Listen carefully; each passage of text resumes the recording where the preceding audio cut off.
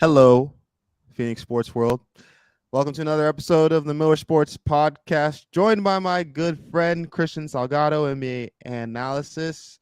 I'm your host, Franklin Miller. And Sal, how you doing, fam? I know it's been a week and a lot has happened in the NBA news cycle, but what's going on with you? Not much, man. I had a great day yesterday. Hosted a little NBA party, so just Nice. good hoops per usual. How'd that go? What'd you guys do? Like, what'd you guys have to eat and stuff like that? Oh, we ate some pizzas, had some fire chicken wings, and Nice. we watched Jokic destroy the Lakers. It was great. Yes, sir. There's a big NBA thing. Every a lot of things happened from the NBA perspective yesterday.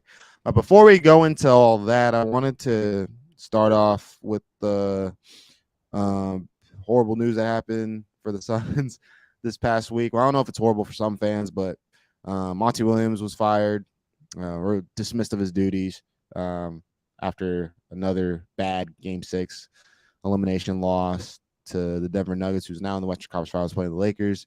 Monty Williams was the winningest head coach over the past 4 seasons. Took the Suns to an NBA Finals back in 2020. Helped lead them to their best record in their franchise history the year after that. So it was a little bit of a shock, to say the least. But I wanted to get your thoughts on that, Sal. Like, what was your perspective on Monty Williams getting fired? Should it have been? Was it the right decision? Was it the wrong decision? Um, Um, I think it's probably the wrong decision, but I understand why they did it. mm, I think in this landscape we have now, it doesn't even matter if you've won Coach of the Year or bring your team in the finals. I mean, see Budenholzer and Nick Nurse both won championships for their teams, um, and they were still fired after poor performances. Now I feel like Budenholzer is a different case. I understand why he got fired more than I do Monty Williams, to be honest with you, because Monty Williams at the end of the day is still a great basketball mind. But I think the Suns just want someone to basically cater more to the star power than the actual uh, team basketball, if that makes any sense. yeah, no, it does. Yeah, I agree with especially the catering to the star power. I think one thing with Monty Williams' system too was that he was very um, it was very pick and roll oriented, but also ball movement heavy. And I Mm-hmm. think it was kind of I wouldn't say a shock or anything. It was kind of tough when you bring in Kevin Durant middle of the season, and now you have to implement him into this system. But then you also want to tailor made an offense to his skill set because he's that great of an offensive talent, paired with Devin Booker. But you already have a system in place. So with that, you kind of use KD to as in the Cam Johnson role while emulating some new stuff to wrinkle to his strengths. So it was kind of tough, and it kind of probably felt fast and forced a little bit. But they're too great of a they're too great of players where they made it work, and they won strictly based off talent and heart, so and competitiveness. But to answer the question too, I also thought that Monty getting fired was I could argue that it should have probably waited another year, I maybe. was going to ask you, do you feel conflicted about it because he only got what, like 17 games, including the playoffs with Kevin Durant? Yeah. No, it wasn't enough. In my opinion, wasn't enough time to really adjust having him in his system and stuff. And obviously, they're missing. They're bleeding from the Cam Johnson, Mikal Bridges. I know we talk Oh about it. yeah. I feel like it, but they really just need like tough perimeter defenders. That can space the floor and cut. And I think they're really missing that. Yeah, there was a lot of, and that wasn't just the people that can cut and slash, but also people that can knock down those shots and keep pivotal moments consistently. And I think depth wise hurt him a lot this season. Even without McKellen Cam, I thought depth was a problem for the Suns, and it kind of haunt them a little bit going into the season. So I thought Monty was kind of given an unfair boot, but I also understand from the standpoint of like, hey, Mashby is the new owner. He probably wants his own guys. Um, and you have to also factor in that this is the second time in back to or it's the second time in a row where they got blown out in an elimination game in really bad fashion. So yeah, just factor in a lot of the Yeah. scenarios and stuff like that. So I mean, I don't know if you saw the Chris Haynes report, but the Suns supposedly are formulating lists that includes the assistant Kevin Young, Budenholzer, and Nick Nurse. I mean, no shock; those are the best options for them.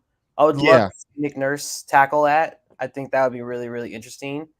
But from what I understand about Kevin Johnson is that Monty Williams and him collaborated a lot of the offense together, and they shared like a collective hub basically yep, on a lot of the play sets and just like the motion of the team. Uh, yep, so it'd be interesting to see Kevin Young take over and kind of just tweak it a bit and kind yep. of continue what Monty set in place. I think that might be the best course of action. Perhaps it's not going to be like the most flashiest splash news for the front office, but I think it. I think to have the continuity would be important. No, I agree.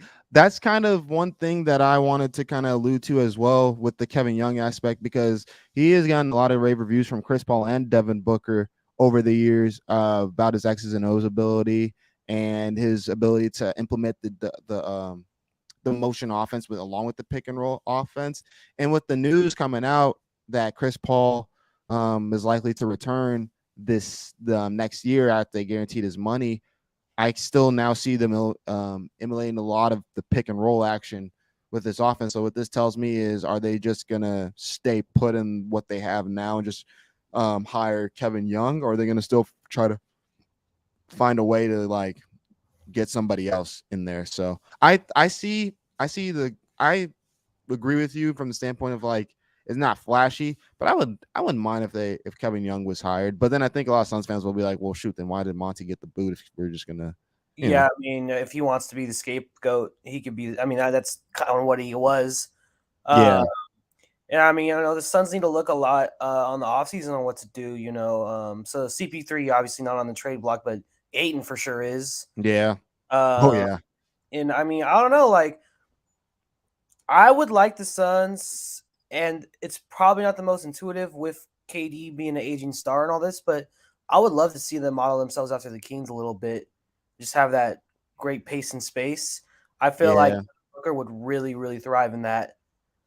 oh Um, yeah, oh but 100%. We saw that in the playoffs a little bit with when Cameron Payne was in there. obviously, that'd be a little tricky with KD. I'm not saying he can't run at that pace, but he's getting up there, and they probably don't want to deteriorate his body. He's 7 feet for God's sakes. So Yeah. we'll see. Just food for thought. Something I was thinking about. As far as Aiton though, any thoughts? Any destinations? What would Well, you want yeah, him? I guess I should say. yeah. No, I remember like, I mean, I was at the exit interviews last Friday, and he was talking with the media, and he said that he'd love to be in Phoenix, but who knows? That could be just PR words and like just because we also heard reports that he would love a fresh start somewhere else. So what I make of the DeAndre Ayton situation, I think it's going to be tough to get out of the contract he's in, and it's going to be tricky to try to trade him. I think they're going to do whatever it takes to try to make it happen. I think that my personal opinion is you got to try to trade him at some point, but I don't. But at the same time, it's like I don't even know who you would get in return for a guy like him that's better, I or was that just thinking maybe like trade with the Wizards or something. Get Gafford, get like a athletic big, and maybe like a defensive wing, maybe some mm, picks, they something do like need picks, but they yes, also need salary cap too, because yeah, they that a lot of their cap space is tailor made to the four of them right now. So they're in a really tricky spot, and they only have one pick, and that's the 52nd pick of this draft. So they don't really have a lot to work with. yeah, I It's could unfortunate. see. I mean, they're trying to weigh their options as much as they possibly can. But we'll just have to see. It's going to definitely be a very interesting offseason. Not to peek into the draft too, but what's the pick situation for next year? It's 2024. They have a second round pick still, I believe, right? Yeah, they lost, I believe, a second round pick every other year. Or no, they lost a first round pick every other year. Uh, But I think the following year after this, they will have their first round pick still. They just won't have one the year after that, and so on and so forth to like 2028. I could be wrong. I have to double check on that, but yeah, it's going to be a tough offseason to maneuver with how they can build their roster around. This is a very important offseason in my opinion for the Suns. In my opinion, it's one of the most important offseason in their franchise's history. If they want to try to get over the hump, and they don't have a lot of money to work with to get a lot of vet minimum players off the bench that can be key role players for them. I mean, what in your opinion, what's the window for this nucleus to really try to get back to the finals and make a great playoff push? 2 more years. 2 more years? 2 more years, yeah. In my opinion, they got to try this. This upcoming year is very, very important, which is going to be a lot of. That's why I say there's a lot of pressure on Matt Ishbia. There's also a lot of pressure on the new coach, and that's the unfortunate part. That the new coach is going to be under a lot of pressure. Which, in my opinion, to give him the benefit of the doubt, you need to give him at least another year as well. Which is why I say 2 years. But just with the magnitude of the trade and everything you gave up for him, the coach that you fired, the 2 players that you got rid of, I would say it's kind of magnified itself. So 2 more years, I would say, that they have to make this thing go right. But I see Kevin Durant playing for another 3, maybe 4 seasons. He's 34 years old. About to turn 35 next year, so I'd say 35, 36, 37. I'd say 4 more years he will be playing, but I'd say 2 more years for this nucleus because D-Book's entering his prime now, so and Chris Paul only has 1 more year, probably. So, yeah, I mean, I think they should probably just try to hit a home run in the offseason. Basically, oh yeah, and I feel like that's what Matt Ishbia is going to do, or at least try to attempt to do. But yeah, so it's gonna be tough. But I kind of wanted to piggyback more on like not just Monty Williams, but the entire coaching carousel has been going on over this past month.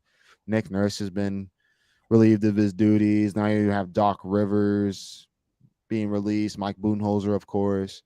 Even if you want to go back, last year, Frank Vogel got the bounce as well, and I feel like Frank Vogel was one of those coaches that didn't really get a fair shot because of the bubble. Yeah, well, the bubble, but like also like this got him the blanking on it, but like the roster that he was given. There we go. Golly. Okay. The roster that he was given.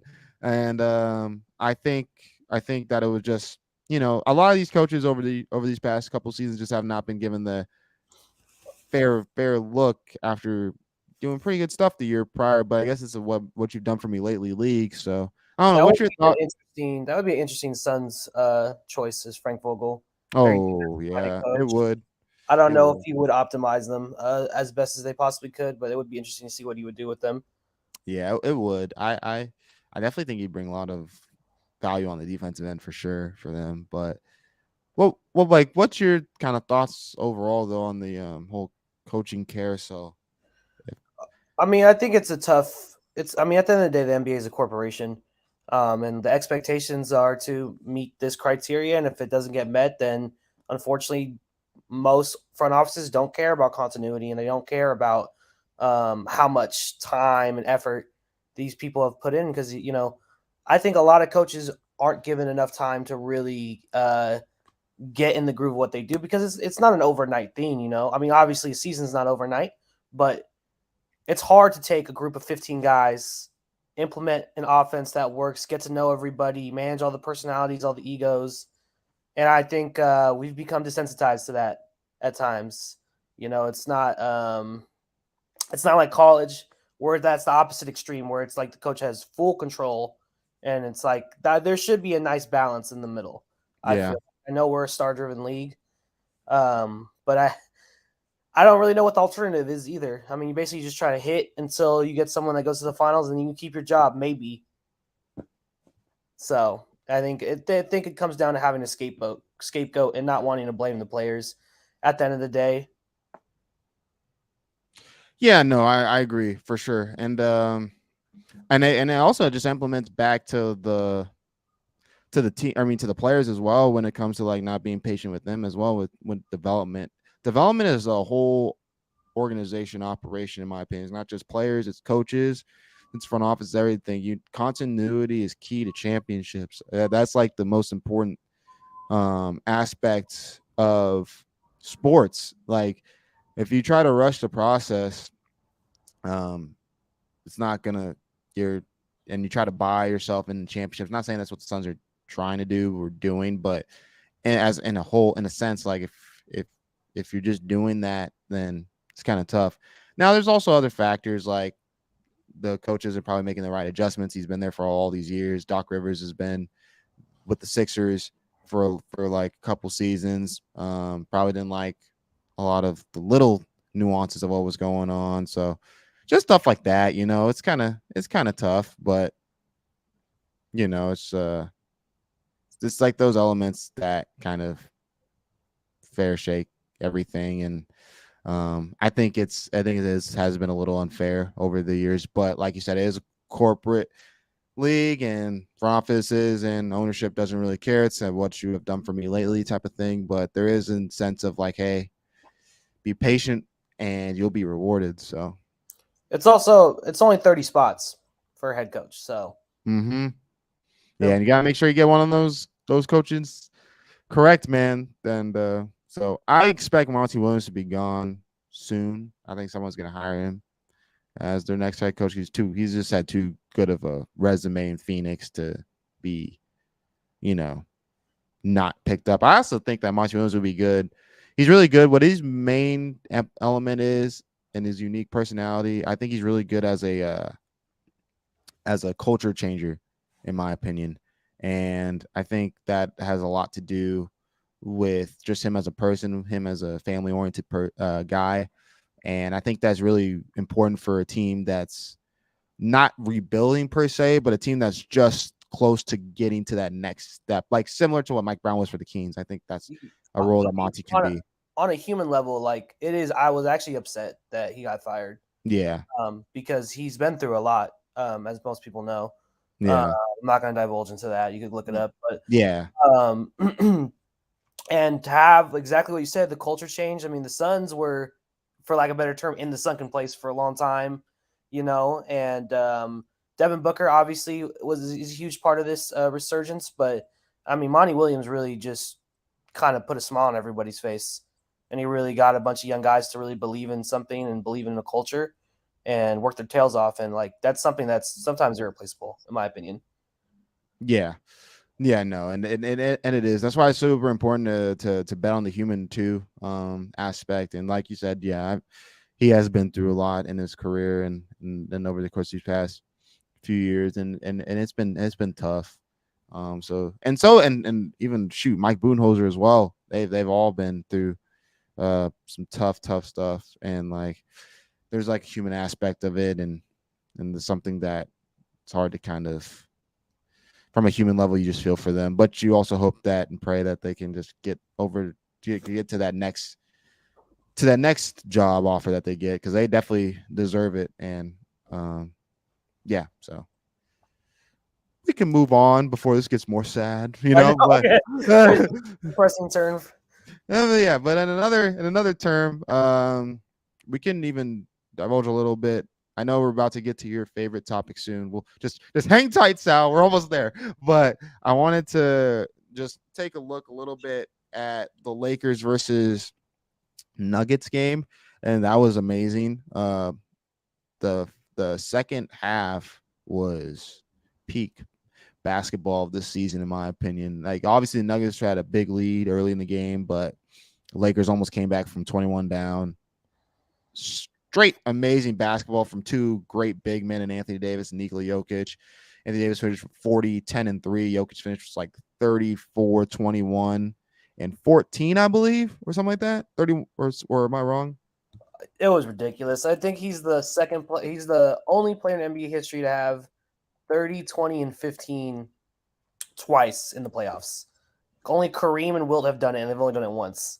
Well, Sal, with that being said, I'm with you. He's the best player in the NBA. He's the best player in the league. 34, 21, and 14. That's actually he's insane. He's insane, man.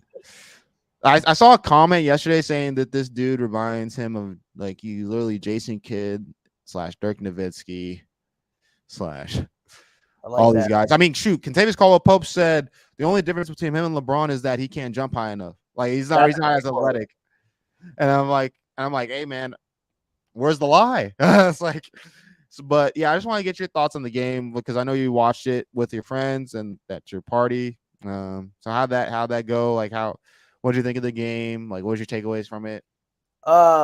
Mainly that I don't think the Lakers can hang on more than I thought they would. Mm-hmm. Honestly, the matchup between AD and Jokic was incredible. Honestly, that was my favorite aspect of the game. I mean, Jokic was cooking him, but so AD was cooking him as well. And Yeah. wasn't I thought what they would do was kind of what the Celtics did against Embiid in Game 7 is kind of stretched Jokic out and play more on the perimeter. But I mean, honestly, with the switching on Denver, they kind of covered it up pretty well. Like, and his defense, I think, is overblown. It's not that bad. I think at the end of at the end of this season, he kind of just gave up. Like he didn't really care. Like they're already locked in the first seed. Yeah. And he's preserving himself for this run. And it's showing now. I mean, the dude's just ridiculous. That first quarter was mind melting. Just he got every single board. I believe there's the play like 2 minutes in, and it was him and AD, and he got the board like 3 times over him in the span of Yep. like seconds. Um, and just some great dishes to Bruce Brown. Bruce Brown also unsung hero of the He's been Nuggets. amazing, bro. He's Dude, been absolutely amazing for the Nuggets. Like this team is complete. I mean, obviously now during the NBA playoff season, it's kind of just you're just playing like 8 people this late. when you play with the best passing player in the league, you know you can run hard, and that's what Yep. I love seeing is him and MPJ and Jamal Murray just racing down the court. Yep, and it creates a lot of pressure on transition. That's what the Suns kind of ran into. They had trouble with transition defense against this team because of how great and willing of a passer Jokic is and how much he can kill you, not only from the freaking mid range or the paint, but from three all of a sudden. I mean, Oh did you see yeah, that? Did you see that? Did you see that three from Anthony Davis? Anthony oh, Davis looked back at him. I was crying. I was like, bruh, I'm with Anthony Davis. Like, what can you do? It's like you were all up in his face. You just threw up a prayer. yeah. I It's mean like, what? that was disgusting. I mean, I think clearly on the Lakers side, LeBron's a little hurt. But I mean, AD played a great game at the end of the day. Yeah. Played a great game. Like, Yep. I mean, it's just the supporting cast isn't there. I mean, they didn't really get as much as they needed from. But you had almost 4 players have 20 points on the Nuggets, I believe. Yep. So yeah, Yeah, you had Jokic, Murray, and Caldwell Pope had over 20, and then nobody else had over. Bruce Brown had 16. Michael Porter Jr. had 15. yeah. I mean, when you're getting 15 plus from all your like basically 6 rotational players, then yeah, it's bad. You're winning. You're winning the game. I Yep. mean, I remember they put out this funky lineup the Lakers did. It was Rui, Lonnie Walker, Braun, AD, and gosh, I can't remember the fifth person. But there's no guard, and there's no one under like 6'6" in the lineup. I think they were trying to put some size on them to just bother them strength wise. But we'll see, man. I mean, it's game one. You know, it's always the adjustment game. So we'll Yep. see how the Lakers and Darvin Ham adjust game two. And I want to say that altitude thing's real. That Yeah. Especially in the first half, it gets to you for sure because you're not accustomed to it yet. Especially when you're running fast pace, you gotta get accustomed to that. Which is what kind of the Lakers probably. I would argue they probably were a little fatigued in that first half, and they need to get accustomed to that real quick. But then the breaks. Also, I believe one of the adjustments that Darvin Ham will make is probably playing. I wouldn't be shocked if he moves Rui in the starting lineup. When Rui did guard Jokic, he did have some success on him from like a perspective of guarding face up. So I wouldn't be shocked. He might go with the same look in game two, but if Jokic is still having similar same success and they lose again, I would not be shocked if Rui in this series makes it to the starting lineup going back to LA. So one last thing, Schroeder's got to stop flopping. It's it doesn't irritate me all the time, but it just really irritated me lately. Yeah, I mean, these players understand these refs, man, and they know that like any little contact, just fall, and you most likely will get a call. So I think it's kind of messed up for saying this. That's probably why Steve Kerr was saying that what he said about like the Lakers practicing flopping and stuff like that. But that's another conversation for another day. But and that's not to hate on the Lakers or anything like that. But I have noticed when there's just a little bit of a touch to them or like any little bit of contact, they will try to sell it. And that's just playing game within the game, trying to get to the free throw line. So I don't fault them for it. It's just kind of like, come on, man. Like, For sure, yeah. But this should be a good series. This should be a really good, fun series. Also, like, yeah, I feel like the Lakers did everything possible to stick with the Nuggets, except for they just got out rebounded a ton. That's basically what it came down to. What's your pick? What's my pick? I have the Nuggets in 6. I agree. I have the Nuggets in 6. I mean, until someone beats them on home court, I don't think anyone's stopping them. Yep, I agree. Their home court is probably right now the best in the league. So. Yeah. I mean, and honestly, their crowd is, no offense to Denver fans watching, I don't know if anyone will, but their crowd is all right. But, like, it's really the altitude. It's the altitude. If you had Oracle level crowd or something like that with that altitude, nobody's winning. That's too much. College football level, that would be insane. Yeah, that would be too much. Like, you're not getting through that. But are you ready, Sal? The moment you've been waiting for? The NBA draft lottery is completed. And we all know you as a big college guy / NBA draft lottery kind of guy / NBA draft guy. And you've been on the Victor Wembenyama train for God knows how long. 3 years. But it's 3 years. But it's finally settled. The Spurs get the first overall pick. I remember specifically saying that Wembenyama's good fit would be with San Antonio. I'm happy for Greg Popovich, my favorite coach ever. He gets Wembenyama. And he gets another big to coach before he retires. Man, oh man, that's gonna be amazing to watch. But what's your I want to get your full thoughts on not only Victor Wembanyama's fit with San Antonio, but also with your winners and losers of the whole draft lottery itself. Because I'm a big Scoot Henderson fan, so I would love for him to be going maybe to Charlotte. Who knows? Who knows what they'll do there? But what's your thoughts overall? I have a lot of thoughts. So I know you do. One on the Wemby thing. Great fit with San Antonio.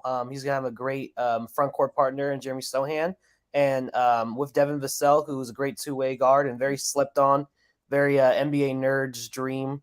Matt Herring, I think they could be by like year 2, great defensive trio already. As long as they get like a good guard that prioritizes playmaking and can space the floor a little bit, I think the Spurs, Ricky Rubio for a couple of years. I'm just kidding. I think Wembanyama probably won't come out the gate. Like I was debating this with my friends yesterday, but I would bet my friend, I think they'd win 30 games next year.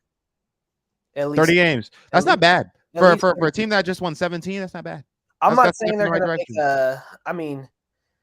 I think they could be a play-in team if they really focus on it. I'm not guaranteeing that, but I would like to see it. Yeah, not quite there yet. Yeah, in my opinion. And the West is tough for sure. Yeah, but this is a great starting place, and I think this was the most fun team in terms of giving him the keys to something, because he's going to have the highest usage on the team, and he's going to kind of be able to like not necessarily run the offense for him, but they're going to cater to him the most out of any other team. So I think that that's great.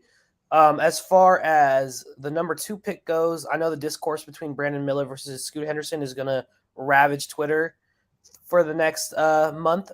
I don't want people to overthink this. I think they should take the better prospect, and I think they should pair LaMelo with Scoot. I mean, I think man, people worry that they can't play off ball from each other, but I think it's at the end of the day, the Hornets benefited off taking the better prospect than the better fit when they selected LaMelo. So they should do that now, because I think just having 2 generational guard talents, LaMelo generational to be seen, but he's one of the best passers I've seen from a young guy ever. Yeah. So I think they should just figure it out, man, because that'll be an exciting backcourt, a great young backcourt to start on.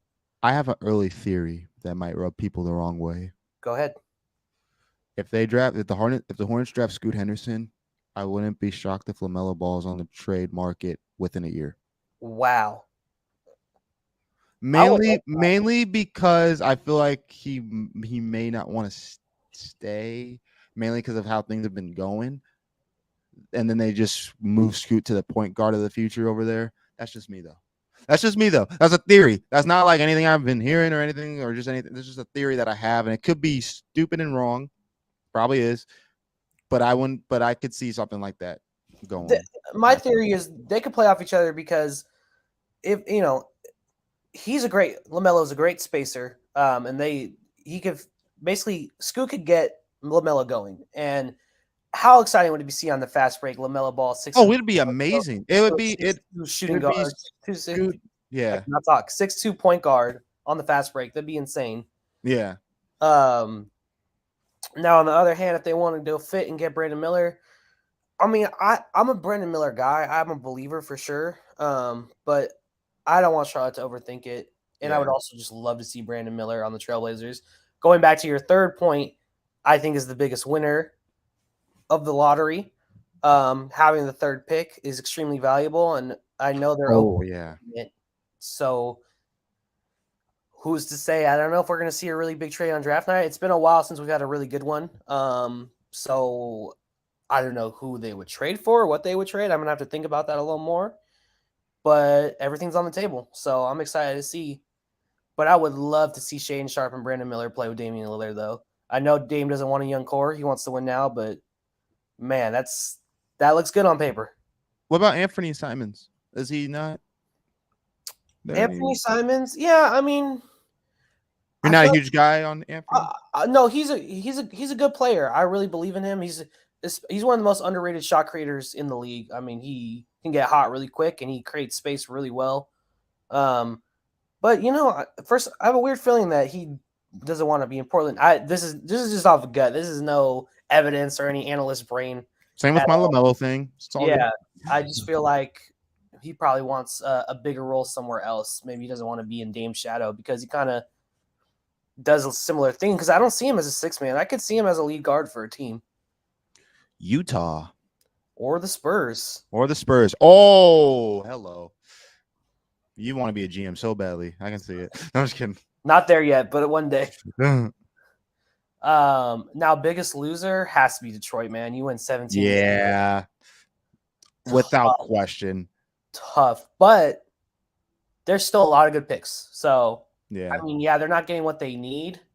But, man, Cam Whitmore or one of the Thompson twins or Taylor Hendricks, maybe. That's a spicy one. Great picks. Great picks all around. I mean, if they could get Jarris Walker too, I think they can make that work. Great small ball five. Or, like I said, Cam Whitmore, who's like a big, fast NBA body wing that can punish defenders down the lane. I mean, they have options. So I think overreaction from Detroit Twitter, but they really wanted Wembenyama. They wanted him really bad. But Lightning doesn't. Oh, yeah. Always. I'm not shocked about that. Everybody wanted Wembenyama. Shoot. It's probably the biggest draft prospect to come out since Zion. No, since LeBron. Oh, LeBron? He's exceeded Zion? Yeah, for sure. Oh, dang. Yeah, there's because I remember there's a lot of pressure on Zion too when he was coming out. Did you see what Woj said about him? Wembenyama? Yeah. No, wait. I forgot. What did he say? Dude, he said he might not only be the greatest he might not be the greatest prospect in basketball history. He might be the greatest prospect in team sports history. Oh, I did see that. Now, I haven't done the research on that, but that's crazy. That can't be right. What about like Messi or something, Ronaldo? Like there's got to be. That's crazy. That's a little extreme. Oh, that's for sure extreme. But yeah, it's to answer the question though with the winners and losers, I agree with you on both because those are my answers as well. Unfortunately, I would say the winners, of course, was obviously San Antonio, of course, and Portland. Portland, from the standpoint of they're looking to probably trade out of that pick to get a lot of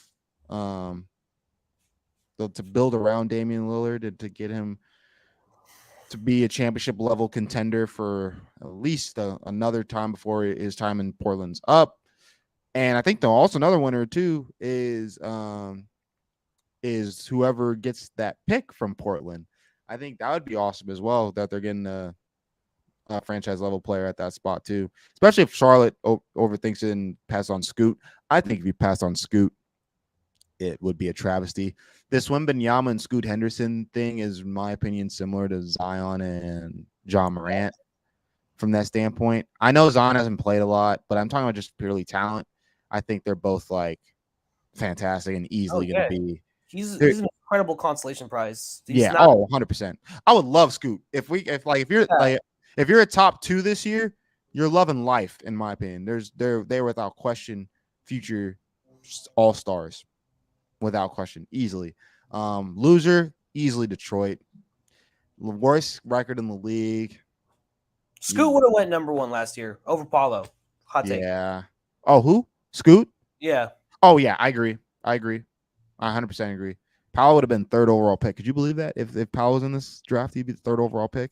That's pretty insane. Crazy. This is a generational draft class, in my opinion. If you want to go ahead and go to my Substack, salnba.substack. Bruh, I'm glad you brought that up because I was actually going to put that on the screen for everybody to see, fam.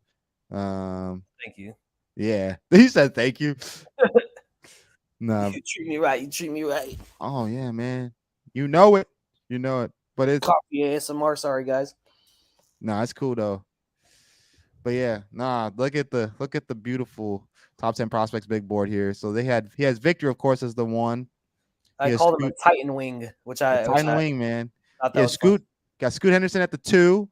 This is personally my favorite. He's getting mentored by Steph Curry, which is amazing. I thought that's a great. Steph was also mentoring Trae Young, so I mean I don't know how much stock we want to put into that. Trae Young's, what are you talking about? Trae Young? Trae Young's doing good. I know he gets a lot of hate, but he's doing his thing in this league, in my opinion. I thought he shot a lot of people up in this past postseason. I'm not gonna lie, I saw that on Twitter. I thought that was funny. No, I actually like Trae Young. I was a Trae Young guy since Oklahoma. Yeah, I love the analysis, playmaking IQ as a high level. Is as high a level as I've seen from an 18-year-old guard. You're basically saying he's the best generational guard you've ever seen. Well, yeah, I mean, I've only been scouting probably. This is the lie to the people. Lie to the people, Sal. You've been scouting for like 20 years. 40 years. No, this is the year I scouted the most. Like, actually took like hours of my own time scouting players. I've always been into the draft since high school. I mean, I've been like following the draft for like probably since the Wiggins draft. So that was high school. That was high school, Sal. Yeah. That was like the first time I looked up prospects was like Wiggins, Randall. Dang. Now that I mentioned Wiggins, Randall, that's not a bad draft class. That's pretty dope. There's like Brandon Miller, who I think one thing I wish you'd done, Sal, is you'd given these guys comps.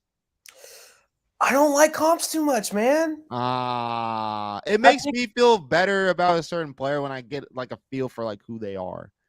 All right, I'll give you some quick comps right now. I mean, like Scoot's really hard to comp. Like people keep. Scoot's himself. Scoot. That's how great I think he's gonna be. Scoot is himself. I try to compare his pace to like that of like John Wall or like a De'Aaron Fox, but like I don't think he's that type of player. With him, it's the ball control with the extreme athleticism this early. Is like he knows how to decelerate. He knows how to make the right reads and knows how to. He's got a bunch of counter moves. He's a very crafty player for an 18-year-old guard with that, like Westbrook or Rose. Yeah, they were still insanely good, but all I could think about was Derek. They would just run and duck. Like they would like literally just gas it and jump as high as they possibly could sometimes. Yeah. Brandon Miller, I guess like Rashard Lewis with more of a handle. I know this is gonna sound a little blasphemous, but do you see a little Paul George in Brandon Miller or no? Not even close. I see it, not the frame. I could see it though. I watched a lot of Alabama this year, scouting Brandon Miller. Yeah. I mean, he gets moments like when he gets off the dribble going, he looks like a Tatum or a Paul George, but I'm not comfortable saying that yet. But he has the potential. He has the potential. Okay. That's all I needed to hear. How about Amen Thompson, who is your fourth guy from Uber OTE? athletic Jason Kidd. Dang. Okay. Good on defense. The thing is, I wanted to dive more into that, but he's the best prospect I've seen that uses athleticism with passing. I've seen him like I want to say he was on the sideline, falling away from the sideline and flicked it like a quarterback and wrapped it all the way to the other side of the court. It was Yeah. crazy. Like he uses athleticism for his passes in a way I haven't seen before, and he's truly a unique playmaker, which is why I really like him. Like great value for the fourth pick. If you get the shot working, he's gonna be crazy. Unheard of. Yeah. No, that's good, man. I heard of people comparing him to Ja. I don't really see that too much, Because but of the athleticism. because of the athleticism, but he's a scorer too, but I feel like he's much more wired as a playmaker than Ja is. Ja's still a great playmaker, but Okay. And then Jarris Walker, Houston. so Jarris, this is a hard one for me comp wise. I want to say like he's a unique player. He's a small ball five. He's got a handle, but he's hard to evaluate sometimes because he can't take contact well. That sometimes he really tries to go for a floater or like a weird little hook. But he's a great like above the rim finisher. Like you could lob up to him and get dunks, and he's got a decent handle for his size. The big thing for him is his body frame. Like I could see him as a big defender, kind of like a Markieff Morris type, but a better passer. That's good. That's good. I like that comp. That's fantastic. And we could do one more because I don't want to drag this on a little too long. But what about Taylor Hendricks? Because I like your analysis on the stuff.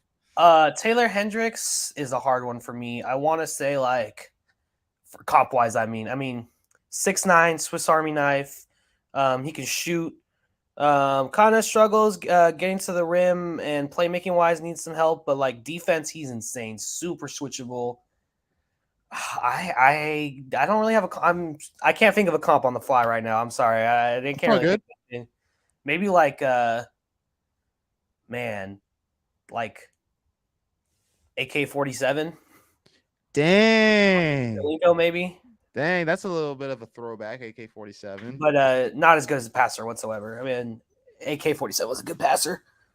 Yeah, and didn't you say that this was arguably going to be or is the best draft class of all time, or could be end up being? It's definitely the best one since 2016. All time, we still gotta wait. I can't just make that claim. I feel you. I wanted to throw you into something that was a hot take level. No, for sure. I gotta get back to you on the Taylor Hendricks comp because that's why I don't like comps though. Because I know it's hard. It's hard. I get you. Especially nowadays, everyone has ball skills. Everyone can kind of shoot. Everyone's athletic. People are really just their own players. It's kind of like amalgamating basketball is. That's why like, when you see like the Victors of the world or the Chets of the world, it's surprising because we're seeing things we've never seen before, and I think we will continue to see that for a while. Are you a big Chet Holmgren fan? Because I have a friend that can't stand him. Just saying. Like from the standpoint of.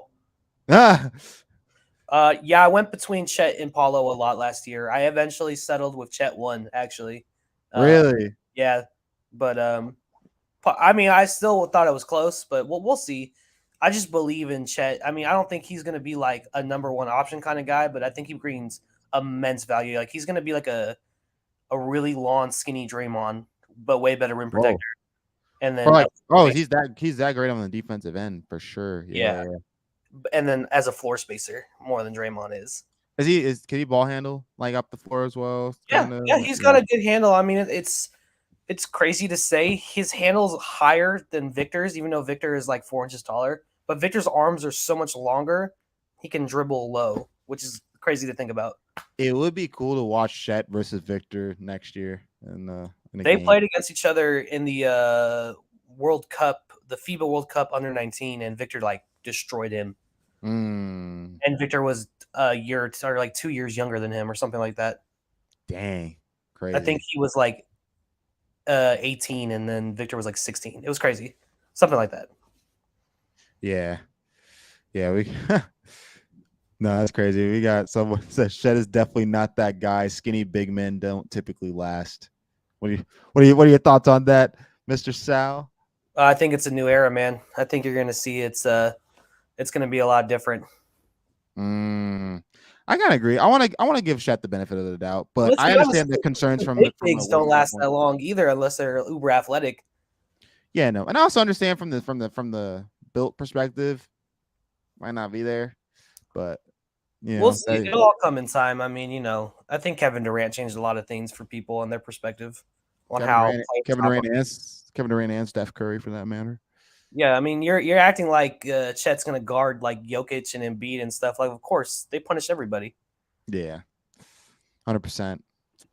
But yeah, before we wrap up, fam, I just wanted to talk about just a little bit of a preview of the Heat Celtics tonight. I know that's going to be a big series. Third time in the last 4 seasons they met in the playoffs. In my opinion, it's the best rivalry in the NBA right now.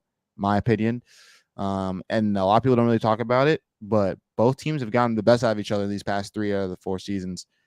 Just both teams never just got a championship out of it. So this is going to be a very, very, very big series that potentially can go 6 or 7 games again. Actually, I think it will go 6 or 7 games again.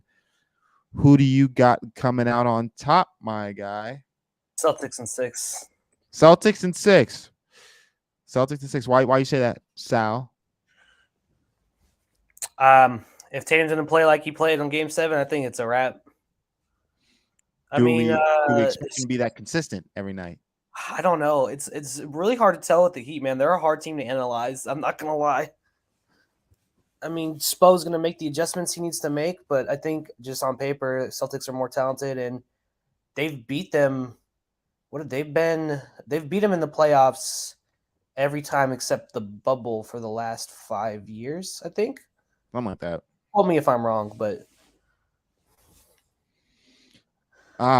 this one's kind of tough for me, Sal. I ain't gonna cap with you. I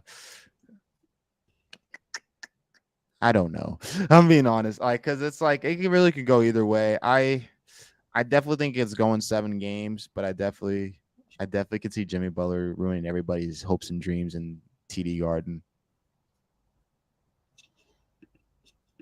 Just my personal opinion, but I definitely like the head coaching aspect of this series from like a adjustments perspective. I do think the Celtics are without a doubt the better team. I just think if the Heat get hot, they can beat anybody.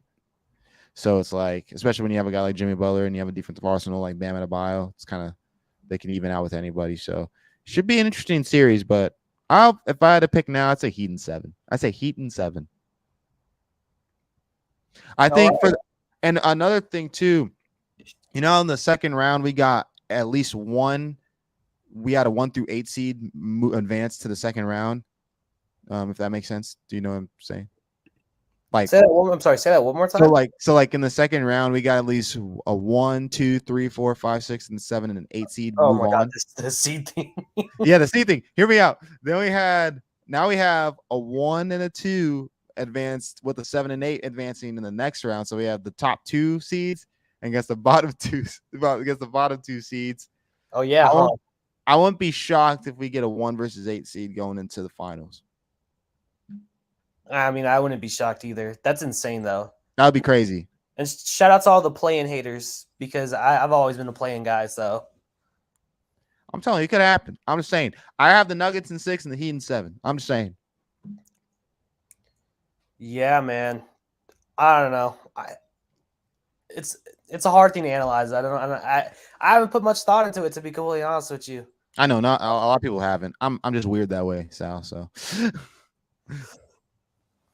But yeah, that would be my prediction. Heat and Nuggets. Heat and Nuggets in the finals. But before we wrap up, is there anything else you kind of wanted to, your last thoughts on NBA and stuff, or just anything you have to talk about? No, man. I mean, Jokic is the best player in the world, and I'm blessed to watch him every night. Amen to that. Jokic is the best player in the world. There's no ifs, ands, or buts about it. And Jimmy Butler is a top 10 player still. I still believe that wholeheartedly in my heart. I'm just saying. But that'll do it for this episode of the Miller Sports Podcast.